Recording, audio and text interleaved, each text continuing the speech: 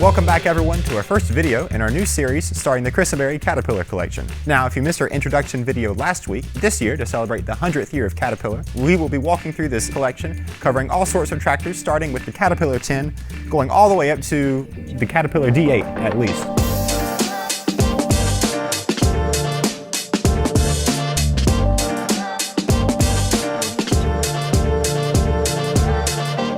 Starting today with the Caterpillar 10, it's Eric. He's here to tell us a little bit about more of this model. Now, I hear it's a 1928 tractor, correct? Yeah, this happens to be the smallest gas tractor that Caterpillar ever produced. And this is a real early version, serial number 188. And it was manufactured in 1928. And they made these 10s all the way up to 1933, I believe. And they made just over 4,900 units. Basically, it's about 17 horsepower on a drawbar and 19 on a PTO if you were running some type of auxiliary power unit like a sawmill, grist mill, harvester, seed cleaner, something agriculture related. Now, granted, this is early stages in Caterpillar. It only been in existence about 3 years at the point of this production. So they were really fine-tuning and experimenting a lot, but like I said, this is the smallest version they ever made. Weighed roughly 4,420 pounds. It was a 4-cylinder engine. The engine was about 3 3/8 bore by 4-inch stroke. If you want to know some real details on it, the University of Nebraska did tests to standardize the ratings of tractors in the early days, because one manufacturer might say it's 10 horsepower, another would say it's 15 when they're really the same at 12. So they standardized a lot of the testing, but the Nebraska test number for this one is 160.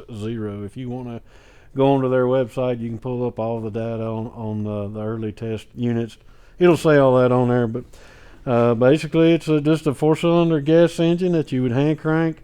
You've got the breather, standard steering clutches. You would pull the clutch lever back and you step on one pedal to turn left and do the same to turn right. You got a choke, you got a master engine foot clutch, not a hand clutch, and then your 4-speed transmission.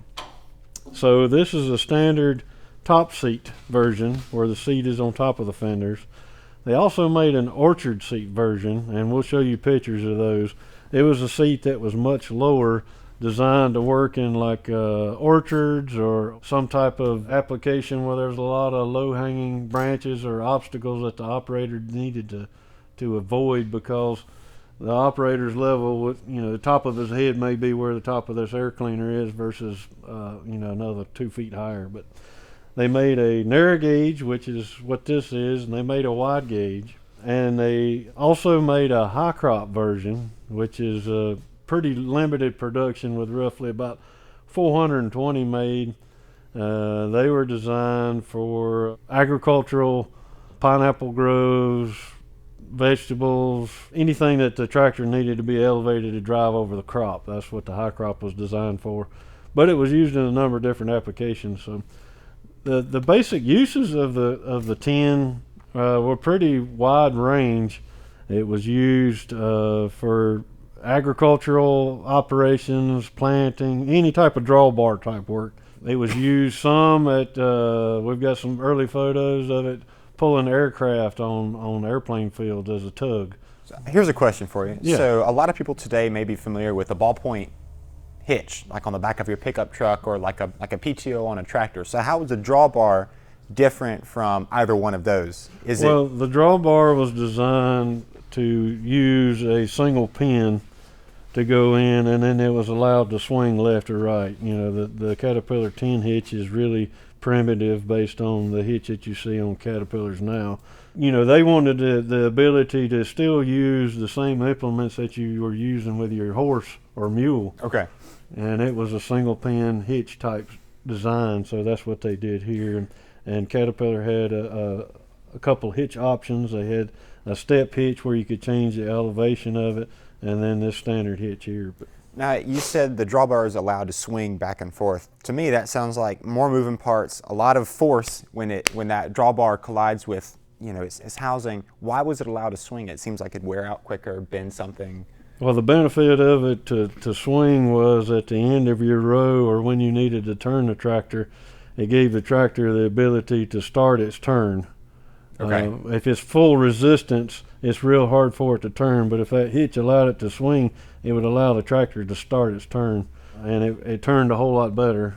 It was easier on the tractor, but the unique thing about the 10 is, let's see, this is 1928, so Russell Grading Manufacturer was just purchased in 1928 by Caterpillar, and leading up to that, Russell put grading units on power units like the 2-ton, the 10, the 15, the 20, and the 28. So what they would do is they would use this as the power source for the real early motor graders, and they called them auto patrols or motor patrols. So the 10 was the smallest Caterpillar manufactured power unit for the early Russell number 10 motor patrol. You know, the whole premise of Caterpillar was it lays its own track. So it's able to go through a number of different terrains or swampy type conditions. You know, it would gain its traction because it had low PSI in the tracks, because you're spreading the weight of the tractor over a larger area.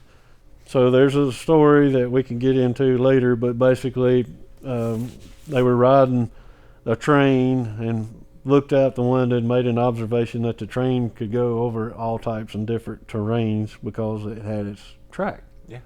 So if he built a machine that would lay its own track, then it could go basically anywhere it wanted to go. So hence the name track layer came about. So these tractors basically lay their own track as they go. So they lay their foundation for them as they go. So that's what really set them apart from the wheel tractor market. There was several options you could get for them. You could get a curtain on the front that would cover the radiator in colder temperatures. You actually got a lever where you could divert the exhaust out of the exhaust pipe and to preheat the intake. If in colder applications, you would take this and pivot it up to cold. You know, you could get lights put on. You'd have to add a generator. Of course, all those things cost extra money, and a lot of people didn't have extra money in 28. So it would hold 17 gallons of gas, and so you could get a good day's production out of it, depending on, again, the application you're using. Real simple to work on, you know, reliable, simplistic design. That was what Best Manufacturing was really after, and then, of course, they merged into Caterpillar in 1925. But now, I know you said this is a real simple gas engine, and I'm sure just by looking at it, this is much simpler than the gas engines of today, but how simple is it really? Like, what are the components of this engine? Can you point out, like, this is a magneto, this is a cylinder? Yeah. Well, again, Best was a forerunner in having gear-driven components on their engine, so the magneto here and the water pump is all gear-driven. And this is the magneto here, and as it turns, it provides a spark to the spark plugs. So this is your intake manifold, your exhaust manifold, and the carburetor's over here on this side. So you've got your carburetor, it's gravity fed down to the carburetor, bolts right onto the block, the valves and everything are right inside here, and you got your regular pistons and rings and the crank. So you could take the hood off and the gas tank off and have full access to the engine. So there really are no bells and whistles. This is There's just no bells an engine. and whistles, yeah, and you have an air cleaner. So general maintenance of this is you pop the radiator, nice large radiator cap here, you check your water, you come over here, you pull your dipstick to check your oil. It has an oil bath air cleaner, so you take the bottom half of the air cleaner off, make sure you have oil in there, and that would circulate air in there in a way where the heavy particulates would catch in the oil. So if you're in a real dusty environment, I imagine you'd have to change that every day. And then the intake of that, they had several different designs of breathers per se that come on here. It's like, we'll show you one real quick. This is the early Donaldson air intake. There's a small fan in there, so when air goes in there, that spins and makes a venturi and forces more air into the engine. Then you have a more common version that people know is with the jar. It catches particulates in the jar, and then you can have the standard mushroom top type air cleaner or intake breather, and that just keeps the bugs and whatnot out of it. So I imagine how simple this design was. It was really attractive to the farmers in, I guess it was the Midwest. You said that primarily used this?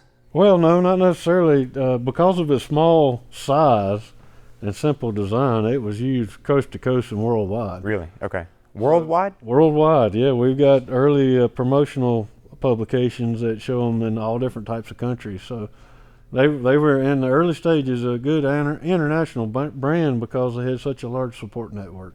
Wow, impressive. What would you say, other than the U.S., the number 2 country for Caterpillar in the world? The number 2 country. In 1928. 1928. That's hard to say. There probably wasn't another dominant country other than maybe South America and probably Australia, I would say, would probably be the 2 dominant. Really? Yeah. Like in South America, they were using these to pull early graders to do roads with, you know. In the Midwest, this was really kind of a small tractor, so. Were they still using steam at the time? They were still using steam, okay. And, you know, like I say, this was replacing 5 or 6 mules, you know. Yeah. So yeah. This wasn't your 1,000-acre farm that's not going to use this 10. This is more of a municipal size tractor, you know, maybe a 100-acre type farm. The bigger farmers needed bigger tractors because they're covering more territory. Right. But well, you got to remember that, you know, Holt had been around since 1912 basically, Okay. and didn't gain popularity until the First World War, and then after that war they became real popular because they had all this surplus that they were selling off to, Sure. and the common man could have a chance to buy it. Best was manufacturing products all through that time as well. In the early days, Holt was known for their combines, so they'd have a team of mules pulling a Holt manufactured combine.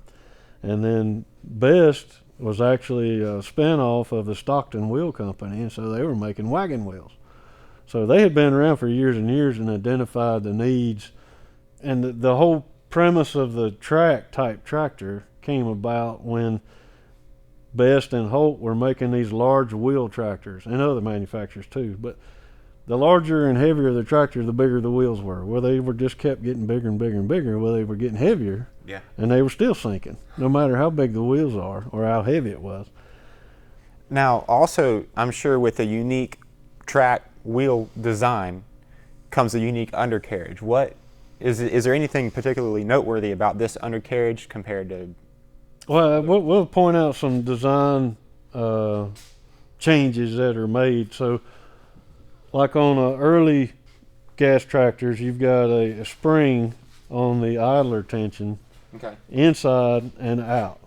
There's 2 springs. To keep equal tension. That you have to make those adjustments manually to keep equal tension on there. If one's not adjusted correctly, you can skew the alignment of the idler. Which would wear the track faster. Wear the track wear all those components faster. Sure. So then they started to realize that, hey, we've got 2 springs here. Let's simplify it and put 1 spring. Okay.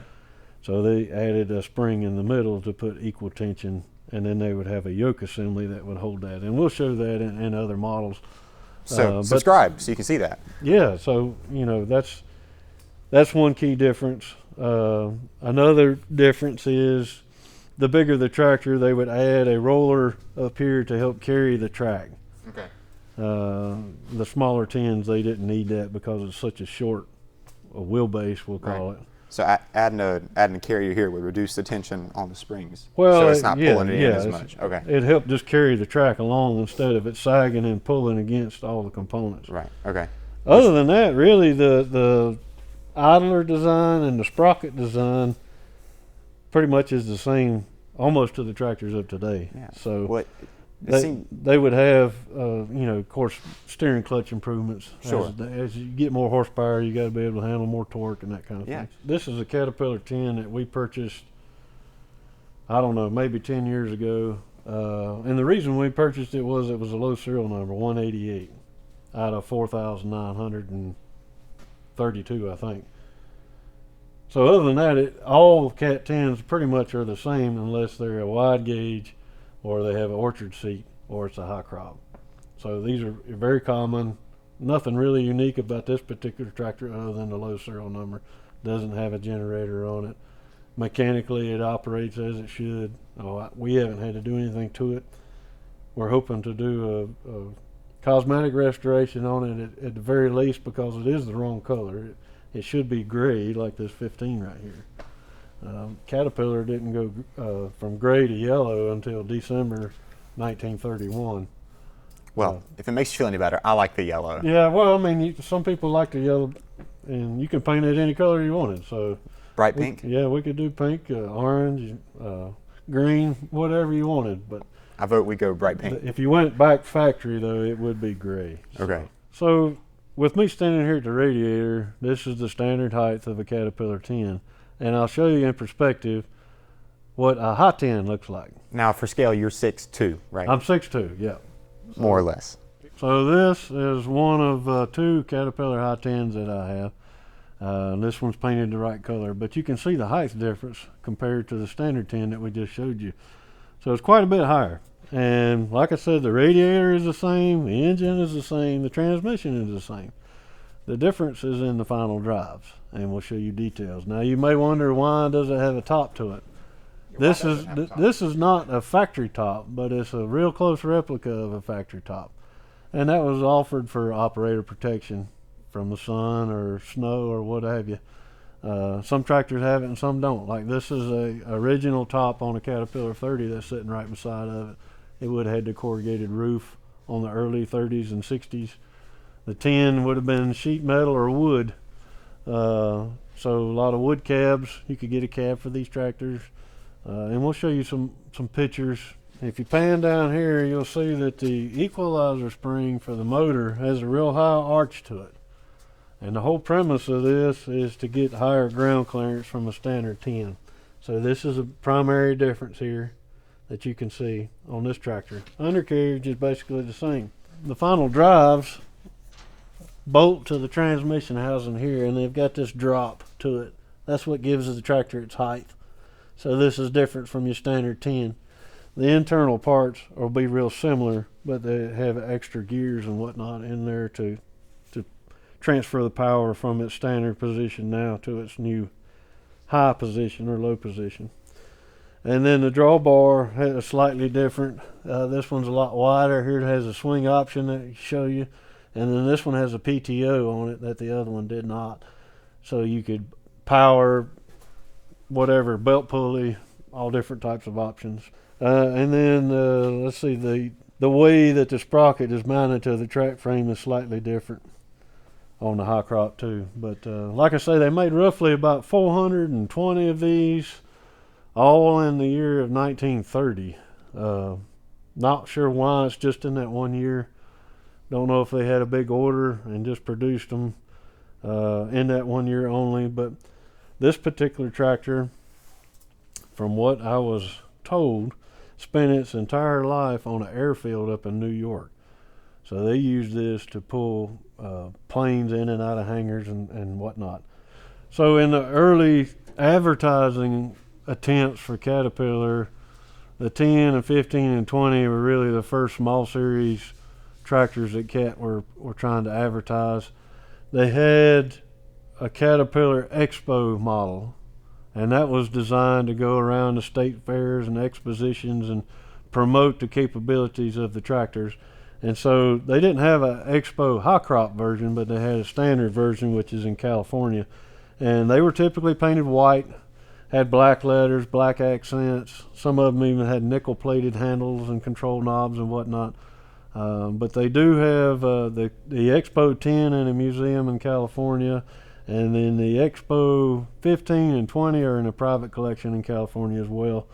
So if you see those out, it would have a serial number XPO, and not a PT10 like this. But those are super rare tractors. 99% is one of a kind. Now, I couldn't help but notice your very nice Cat 15 over here. Can we go take a look at that? Yeah, but we really need to cover that in another episode because we're getting a little long in the tooth on this one. But that'll give you a reason to tune in next time, where we'll cover the 15 model And as we progress in the different models, they are different variations, so there's a little more information to cover. We just hit the highlights. Again, I'm no expert by any means, but I'm just sharing what I know. I'm sure I'm wrong on a number of instances, but nobody's perfect. That's right. Well, thank you for watching. We're out of time today, but like and subscribe so you can come back next time. As always, thank you for watching. Now, keep kicking tracks. That's right. Now I want to go see this 15. Okay. It's pretty cool. It's a different color. You said it's more of a gray. Yeah.